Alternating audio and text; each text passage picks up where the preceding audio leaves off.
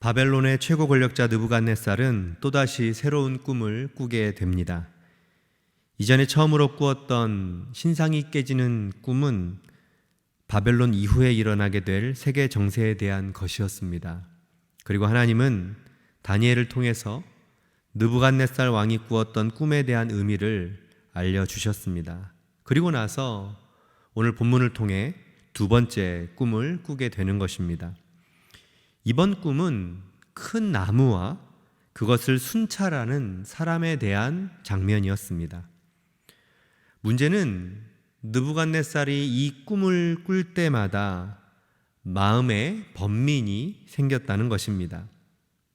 번민이 생겼다는 것은 마음 상태에 큰 문제가 생겼다는 것입니다. 마음에 문제가 생기면 어떨까요? 우리 또한 마음에 문제가 생기면 답답하고 고민이 생기고 나중에는 그것이 점점 커져서 삶에 고통이 찾아옵니다. 우리도 인생을 살면서 이러한 것들을 종종 경험하곤 하는데요. 사실 지금 느부갓네살이 꿈으로 인하여 큰 고통 가운데 있었습니다.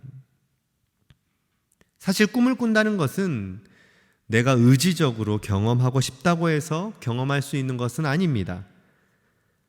사람은 꿈에 대해서 매우 수동적인 존재입니다. 그 어떤 사람도 자기 스스로 꿈을 만들어낼 수가 없고 다스린다거나 제어할 수 있는 것이 아닙니다. 꿈은 잠자는 자의 무의식 상태에서 일어나는 초현실적인 현상이기 때문이죠. 그런데 문제는 우리가 꾸는 그 꿈이 우리의 삶의 현실에 영향을 미친다는 것입니다. 바로 느부갓네살이 그러했습니다. 그가 꾼 꿈이 삶에 고통을 주었습니다. 그래서 그가 이 고통으로부터 벗어나기 위해 가장 먼저 했던 것은 바벨론에서 가장 뛰어나고 영험하다고 하는 소문난 모든 종교인들을 불러 모아 그들로부터 이 꿈을 해결받는 것이었습니다. 자신의 꿈과 그 꿈의 의미를 해석함으로 인하여 고통에서 벗어나게 해달라고 요청하죠. 느부갓네살 같은 이러한 모습은 일반적인 사람들이 흔히 하는 모습들입니다. 우리도 무언가가 내 힘으로 되지 않을 때 어떻게 행동하죠? 더 나은 사람을 찾아갑니다. 나보다 더 나은 어떤 특별한 존재를 의지하죠. 더 신비한 힘을 가진 사람을 찾곤 합니다. 요즘 젊은이들이 타로점을 많이 보지요. 그냥 단순히 재미있어서 보는 것일까요? 분명 그 안에 재미적인 요소도 있습니다. 그런데 그 마음 깊숙한 곳으로 들어가 보면 세상에 대한 불신과 미래에 대한 불안감에서 비롯된 현상임을 우리는 기억해야 합니다. 미래가 없어 보이고 현실이 막막한 삶 속에서 사람들이 하는 것은 느부갓네살처럼 내 삶의 필요를 채워줄 누군가를 찾고 또 찾는다는 것이죠. 그러면 느부갓네살은 그런 사람을 찾고 만났을 때 어떠했을까요? 그것이 해결책이 되었나요? 전혀 해결책이 되지 못했습니다. 오히려 고통만 더해갈 뿐이었죠. 그런데 그때 다니엘이 느부갓네살 왕을 찾아옵니다. 다니엘을 만난 느부갓네살 왕은 어떤 기분이었을까요? 다니엘만이 내 삶의 유일한 문제를 해결해 줄 것 같은 구원자를 만난 기분이 아니었을까 생각해 봅니다.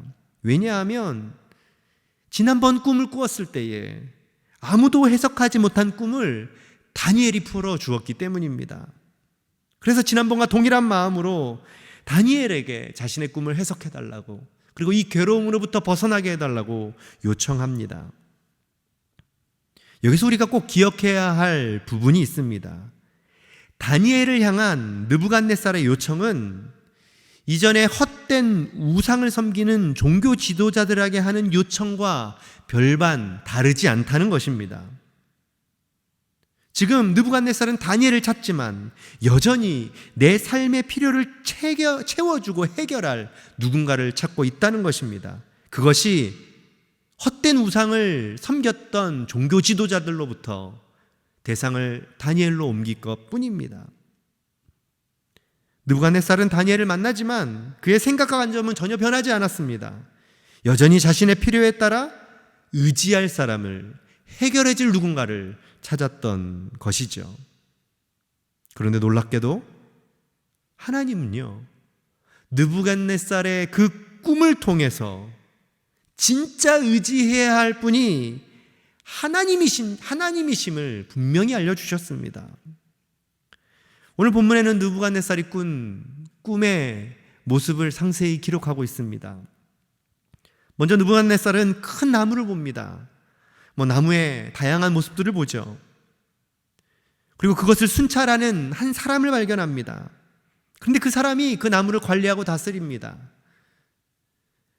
이것이 의미하는 것이 무엇일까요? 이 세상을 통치하시고 다스리시는 유일한 해결자 한 분이 누구시냐면 하나님이시라는 것을 설명하고 있는 겁니다. 사실 느부갓네살이 이 꿈을 통해서 그렇게 찾고자 했던, 그렇게 의지하려고 했던 그 대상을 경험할 수 있게 하셨다는 것입니다. 그런데 문제는 그 꿈에서 발견하지 않았습니다. 자신의 자리에 주변에 있는 사람들을 통해서 느부갓네살은 그것을 해결하려고 했던 것이죠. 이 세상의 창조주이자 통치자는 오직 하나님뿐이십니다. 하나님 외에 그 어떤 것도 나의 삶을 해결할 사람이 없습니다. 오히려 하나님 외에 다른 것을 찾으려고 하면 마음만 혼란스럽고 고통만 거져갈 뿐입니다. 우리가 집중하고 바라보아야 할 분은 하나님밖에 없다는 것이죠. 그런데요, 세상은 교묘하게 하나님 대신 다른 것을 바라보게 합니다. 특히 신앙인들에게 있어서 가장 큰 도전은 하나님 대신 다니엘과 같은 신앙적 존재를 바라보게 한다는 것입니다. 차라리 우상 숭배자들을 본다면 그래, 믿음이 없어서 그렇지, 아직 하나님을 몰라서 그래 라고 말할 수 있습니다. 그런데 다니엘을 바라보고 있다면 왠지 신앙 안에서 잘 사는 것처럼 보여지기 때문에 그것이 더 무섭다는 것입니다. 다니엘은 정말 좋은 사람입니다. 하나님이 쓰임받은 사람이죠. 그러나 그가 하나님을 대신할 수는 없습니다. 우리 안에 다니엘만 바라보고 하나님을 바라보지 못하는 모습이 없는지 끊임없이 점검해 보아야 합니다. 사실 저도 사역자로 살아가다 보면 많은 사역의 현장이 있고 당연히 그 사역의 현장 속에서 열심히 섬기며 나아가야 합니다.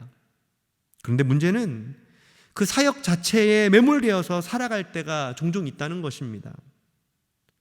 사역 가운데 역사하시는 하나님을 바라보아야 하는데 그 사역 자체에, 그 사역의 결과물에 매몰되어서 마치 그것을 잘 감당하면 나는 하나님 앞에서 열심히 주를 위해 섬긴 것이라는 은근한 생각이 내 마음속에 자리 잡을 때가 있습니다. 그런데 그것은 하나님을 섬기는 것이 아닙니다. 하나님을 빙자한 사역의 일을 섬기는 것이죠. 이것이 얼마나 큰 착각인지를 오늘 본문을 통해서 깨닫게 해 주셨습니다. 마치 느부갓네살이 다니엘을 바라보면서 자신의 모든 영적인 문제를 해결하려고 했던 것처럼, 그런데 사실 하나님에 대한 전혀 인식과 깨달음이 없었던 것과 같은 모습이 우리 안에 있을 수 있다는 것입니다.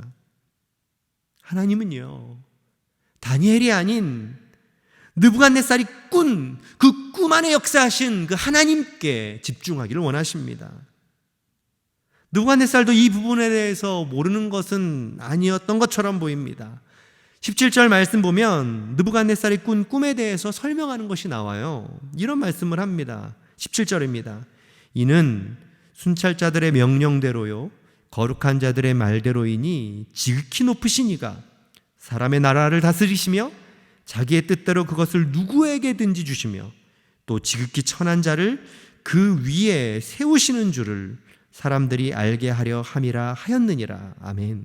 이 말씀을 쭉 읽고 있으면 마치 느부갓네살이 하나님에 대해 고백하는 것처럼 느껴집니다. 그런데 이것은요, 하나님에 대한 고백이 아닙니다. 그냥 그 환상을 보면서 표현한 것입니다. 하나님처럼 고백하지만 사실은 하나님을 모르고 있는 것입니다. 허공에 울리는 메아리에 불과한 고백인 것이죠. 하나님을 바라보지 않기에, 하나님을 온전히 의지하지 않기에 하나님에 대해 말하는 것은 공허한 외침에 불과함을 오늘 말씀이 우리에게 깨닫게 합니다. 하나님은 다니엘을 통해서 다시 하나님을 바라보라고 말씀하십니다. 사실 첫 번째 꿈을 꾸었을 때에 느부갓네살 왕은 하나님에 대한 인식이 있었습니다. 하나님은 참 신이고 모든 신들의 신이고 모든 왕의 주제시고 은밀한 것을 나타내시는 분이라는 고백을 본인이 직접 했습니다. 그리고 이 꿈을 통해 다시 고백하게 하는 것입니다. 주변 사람들, 다니엘 자체의 시선을 갖고 있었다면 그곳으로부터 시선을 돌려 하나님을 바라보게 하도록 하시는 것이죠. 오늘도 하나님은 우리에게 느부갓네살 왕이 꾸었던 그 꿈을 삶의 현장 속에서 보여주고 계십니다. 그런데 우리는 꿈에 관심이 있는 것이 아니라 내 삶의 문제에 관심이 있을 뿐이죠.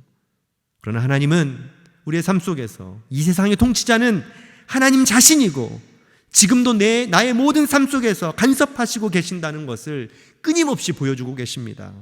우리가 할 일은 세상을 바라보는 것도 아니고 다니엘과 같은 그 신앙적 테마를 바라보는 것도 아닙니다. 오로지 우리가 바라봐야 할 한 분은 하나님밖에 없음을 기억하시면 좋겠습니다. 오늘도 그 하나님 바라보면서 꿈을 꾸는 데서 그치지 않고 제대로 깨닫고 그것을 내 삶에 적용하는 은혜의 하루가 되기를 주님의 이름으로 소망합니다. 함께 기도하겠습니다.